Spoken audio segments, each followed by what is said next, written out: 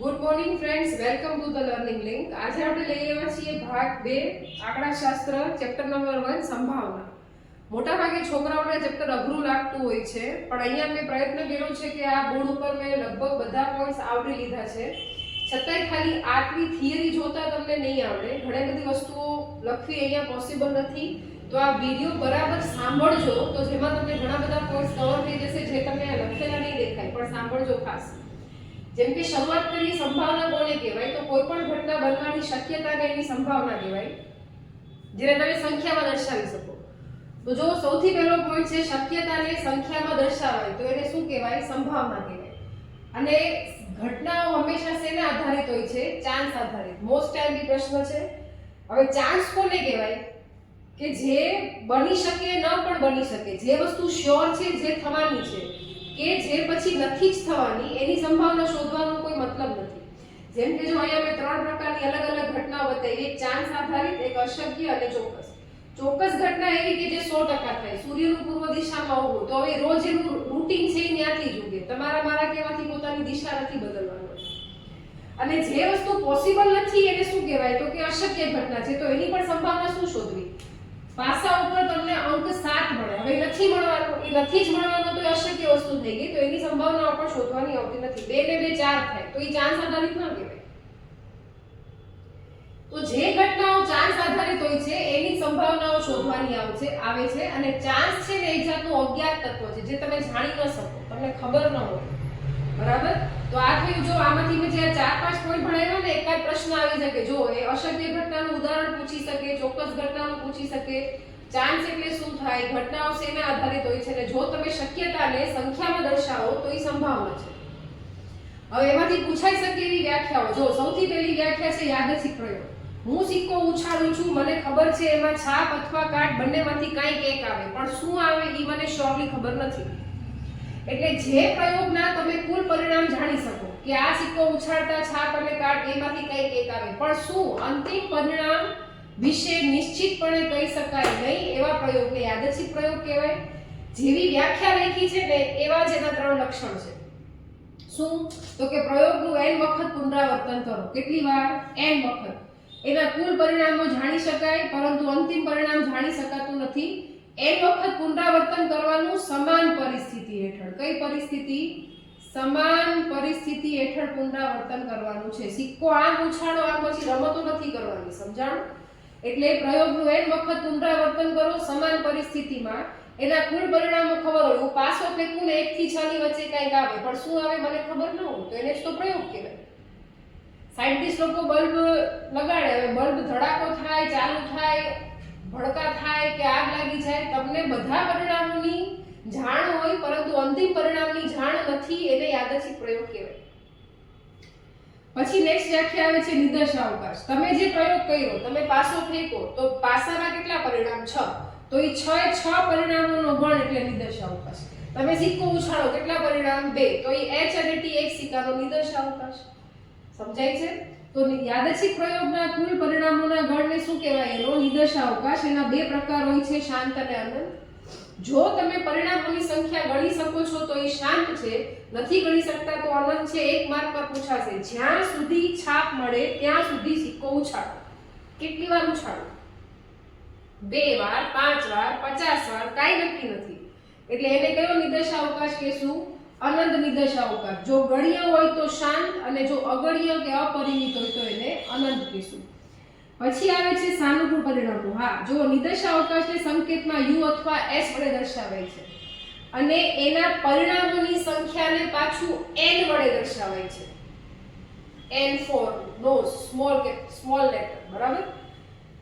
સાનુકૂળ પરિણામો કોને કહેવાય? તો કે શાંત નિદર્શાવકાશ u ના કુલ n પરિણામો. નિદર્શાવકાશના કુલ પરિણામો n, જે પૈકી m પરિણામો એને સાનુકૂળ કહેવાય. તમે સંભાવના લખો છો ને m/n, તો ઈ m પરિણામોને ઘટના a બનવાનો નિર્દેશ કરતા હોય છે, જેને તેના સાનુકૂળ પરિણામો કહે છે. જેમ કે આપણે એક્ઝામ્પલ લઈએ, 2 પાસા ફેંકો 36 પરિણામ મળે. ઈ 36 પરિણામને એના કુલ પરિણામ કહેવાય, જેને એનો નિદર્શાવકાશ કહેવાય. હવે સંભાવનામાં ઘટના એવી પૂછે કે બંને પરિણામ સરખા હોય એની સંભાવના શોધો. તો બંને પરિણામ સરખા એવા 6 પરિણામ 1 1 2 2 3 3 4 4 5 5 6 6.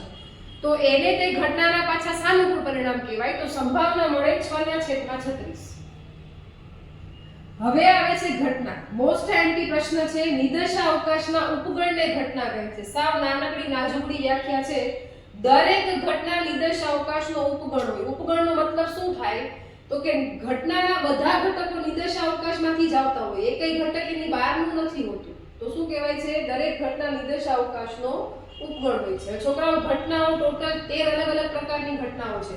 એમાંથી જે ઘટનાઓ થિયરીમાં આકૃતિ સાથે પૂછાય છે, એવી જો 5 આકૃતિ સહિતની ઘટનાઓ તમારી સામે મેં લખેલી છે.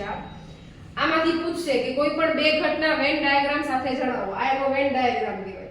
આજે તમે બોક્સ જુઓ છો ને એ, બરાબર? મેં જે રીતે મારા છોકરાઓને શીખડાવેલી છે એ તમને શીખડાવું. શોર્ટકટથી તમને રાખવામાં સરળતા, યાદ રાખવામાં સરળતા રહેશે. ટોટલ 13 પ્રકારની ઘટનાઓ છે. સૌથી પહેલી યોગ ઘટના. દરેક ઘટનામાં ફિક્સ છે. પહેલી લીટી બધામાં સેમ. શાન નિદર્શાવકાશ યુ ની બે ઘટનાઓ A અને B પૈકી સ્ટાર્ટિંગ બધામાં આમ જ બાંધવાની છે. પછી આગળની જે વાક્ય રચનાઓ ફરે છે એ મેં અહીંયા તમને લખીને બતાવી છે. જો યોગ ઘટનાની આખી વ્યાખ્યા લખી છે મેં કે શાન નિદર્શાવકાશ યુ ની બે ઘટનાઓ A અને B પૈકી A બને અથવા B બને અથવા બંને બને. અથવા શબ્દને ભાર આપજો. અથવા શબ્દ એટલે યોગ ઘટના. A બને અથવા B બને અથવા બંને બને તો તેને કઈ ઘટના કહેવાય? યોગ ઘટના. એને સંકેતમાં લખાય છે A યોગ B. હવે તમને કોઈ પણ ઘટના પૂછે ને સ્ટાર્ટિંગ આમ જ બાંધવાની. આ 13 ઘટનાઓ તમે જોઈ લો. સ્ટાર્ટિંગની પહેલી લાઈન બધામાં કોમન આવશે. માનો કે છેદ ઘટના પૂછે તો શું લખવાનું? શાન નિદર્શાવકાશ યુ ની બે ઘટનાઓ A અને B પૈકી પછી A અને B માં સમાન હોય તેવા. અહીંયા મેં કોમન લખ્યું છે. A અને B માં સમાન હોય તેવા બધા ઘટકોને તેની છેદ ઘટના કહે છે. અથવા તમે જો ટેક્સ્ટબુક પ્રમાણે જો લખો ને તો શું કહેવાય? A અને B બંને બને તેને છેદ ઘટના કહેવાય. જે લોકોને સંભાવના થોડું ઘણું આવડે છે, લોકો સમજતા હશે કે હું શું બોલું છું. યોગ ઘટનામાં શબ્દ પ્રયોગ કેવા સાંભળજો. યોગ ઘટનામાં એમ બોલશે કે A બને અથવા B બને, 3 અથવા 4 ની મૂળત. એમ બોલશે કે ઓછામાં ઓછી એક ઘટના બને. યોગ ઘટનાને સરવાળાનો નિયમ પણ કહેવાય છે. ઓછામાં ઓછી એક ઘટના બનવી અથવા શબ્દ પ્રયોગ અને સરવાળાનો નિયમ આ બધી યોગ ઘટનાઓ છે. અને શબ્દનો પ્રયોગ થાય તો એ પાછી છેદ ઘટના છે. આનું છાપાવાળો એક્ઝામ્પલ જો તમારી ટેક્સ્ટબુકમાં છે. x અથવા y છાપું વાંચે, ઓછામાં ઓછું એક છાપું વાંચે તો એ યોગ ઘટના છે. x અને y બંને છાપા વાંચે તો પાછી છેદ ઘટના છે. સમજાયું? તો જો અહીંયા છેદ ઘટનામાં શરૂઆતની લાઈન સેમ, પછી શું લખવાનું? A અને B.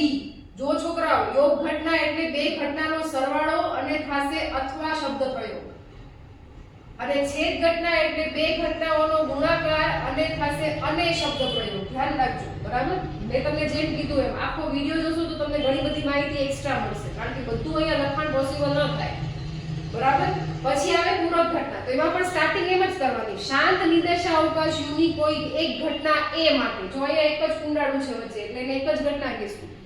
u માંથી A સિવાયના બધા નિદર્શાવકાશ u માંથી A કાઢી નાખો ને તો તમને A ડેશ મળે. એને એની પૂરક ઘટના કહેવાય. શેડિંગ પાર્ટ તમે જોઈ લો.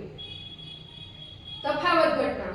A બને, B ન બને, B બને અને A ન બને. એ મેં પાછું એમ જ બોલશું. શાન નિદર્શાવકાશ u ની બે ઘટનાઓ A અને B પૈકી ઘટના A બને અને B ન બને. જો જોતો ન બોલતા, જોતો બોલશો તો શરતી થઈ જશે. A બને અને B ન બને, B બને અને A ન બને. એને શું કહેવાનું? તફાવત ઘટના. છાપું x વાંચું y નહીં, y વાંચું x નહીં. એને કઈ ઘટના કહેવાય? એની તફાવત ઘટના કહેવાય, બરાબર? પછી આવે છે પરસ્પર નિવારક ઘટના. જો બે ઘટનામાં કાંઈ કોમન ન હોય, કાંઈ સમાનતા ન હોય તો એને એની પરસ્પર નિવારક ઘટનાઓ કહે છે. એનું પરિણામ ખાસ યાદ રાખજો. A છેદ B બરાબર ખાલી ગણ થાય. બેમાં જો કાંઈ કોમન નથી. કાંઈ કોમન હોય તો આવી આકૃતિ આવે, કાંઈ કોમન ન હોય તો આવી આકૃતિ આવે. પાછી વાક્ય રચના એમ જ. શાન નિદર્શાવકાશ યુ ની બે ઘટનાઓ A અને B પૈકી જો A છેદ B બરાબર ખાલી ગણ થાય તો એને પરસ્પર નિવારક ઘટના કહેવાય.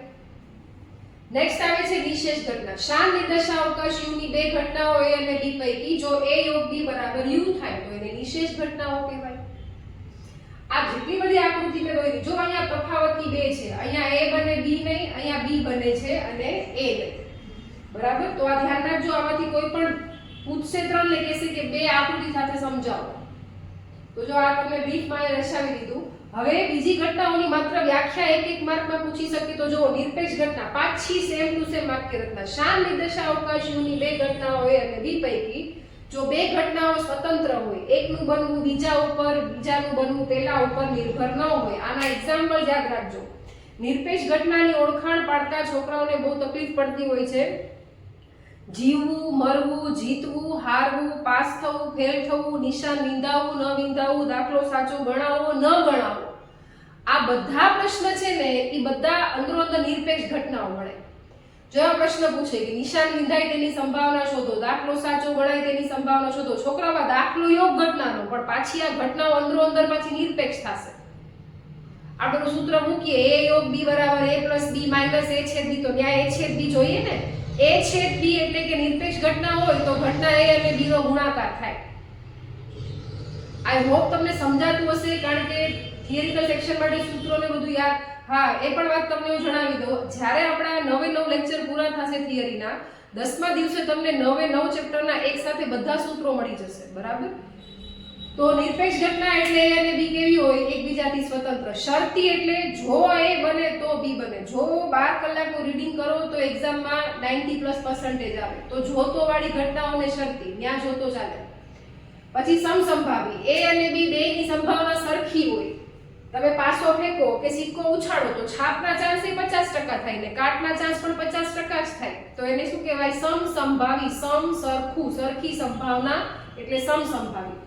પછી આવે છે ચોક્કસ ઘટના, વિશિષ્ટ ઉપગણ u. પછી આવે છે અશક્ય ઘટના, વિશિષ્ટ ઉપગણ ખાલી ગણ. આવું ન થાય. ચોક્કસ ઘટનાની સંભાવના હંમેશા 1, અશક્યની હંમેશા 0. એક્ઝામ્પલ તમારી સામે છે.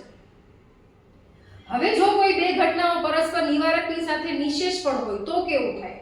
તો બે પરિણામ ભેગા થાય. જો છોકરાઓ a છેદ b ખાલી ગણી થશે અને a યોગ b બરાબર u પણ થશે. બે કામ ભેગા થાય તો એને પરસ્પર નિવારક અને નિશેષ કહેવાય. યાદ રાખજો, પરસ્પર નિવારક ઘટનાઓ નિશેષ હોય એવું જરૂરી નથી. નિશેષ ઘટનાઓ પરસ્પર નિવારક હોય એવું પણ જરૂરી નથી. MCQ માં આવી શકે. ચલો, પછી આવે છે પ્રાથમિક ઘટનાઓ. નિર્દેશા અવકાશના પ્રત્યેક ઘટકને તેની પ્રાથમિક ઘટનાઓ કહે છે. આ ઘટનાઓ પરસ્પર નિવારક, નિશેષ અને સમસંભાવી હોય છે. જો MCQ માં પૂછશે કે નીચેના પૈકી કયો વિકલ્પ પ્રાથમિક ઘટનાઓ માટે સાચો છે, તો જો એમાં પરસ્પર નિવારક અને નિશેષ બે ભેગું લખ્યું હોય ને તો જ ટીક કરજો. ખાલી પરસ્પર નિવારક લખે તો નહીં. તો એમાં સમસંભાવી વિકલ્પ આપેલો હશે તો શું લખશો? એમાં સમસંભાવી. પછી અમુક અગત્યના મુદ્દા અહીંયા લખ્યા છે. આ મોસ્ટ IMP પ્રશ્ન છે. જડતા ક્રમમાં ગોઠવો. બરાબર? પહેલા 0 આવે સંભાવના, પછી છેદ ઘટનાની સંભાવના થોડીક મોટી, એનાથી મોટી a ની સંભાવના, એનાથી મોટી a યોગ b અને એનાથી મોટું p of a plus p of b. આ મોસ્ટ IMP ક્વેશ્ચન છે. આ ધ્યાન આપજો બધા લોકો. હવે જો જ્યારે a છેદ b ખાલી ગણ થાય ને છોકરાઓ, તો એની સંભાવના 0. આને અગત્યના પરિણામો કહેવાય. જ્યારે a યોગ b u થાય ને ત્યારે એની કુલ સંભાવના 1 થાય. આને અગત્યના પરિણામમાં કહેવાય. a યોગ a ડેશ બરાબર u, આને પૂરક ઘટનાઓ કહેવાય. સંભાવનાની ગાણિતિક વ્યાખ્યાને પ્રશિષ્ટ વ્યાખ્યા તરીકે પણ ઓળખવામાં આવે. એની બે ધારણાઓ છે કે હંમેશા નિર્દેશા અવકાશના ઘટકો શાન હોય છે અને તે સમસંભાવી હોય છે. એક MCQ એવો પણ આવી શકે કે નિર્દેશા અવકાશના પ્રત્યેક ઘટકની સંભાવના કેટલી થાય? જવાબ છે 1/n. સમસંભાવી સંભાવના જેને આપણે કહીએ છીએ. બરાબર? જો વિડિયો તમને અગત્યની લાગી હોય, ઉપયોગી લાગી હોય તો સબસ્ક્રાઇબ કરજો. આ રીતે જોડાયેલા રહેજો. Thank you so much.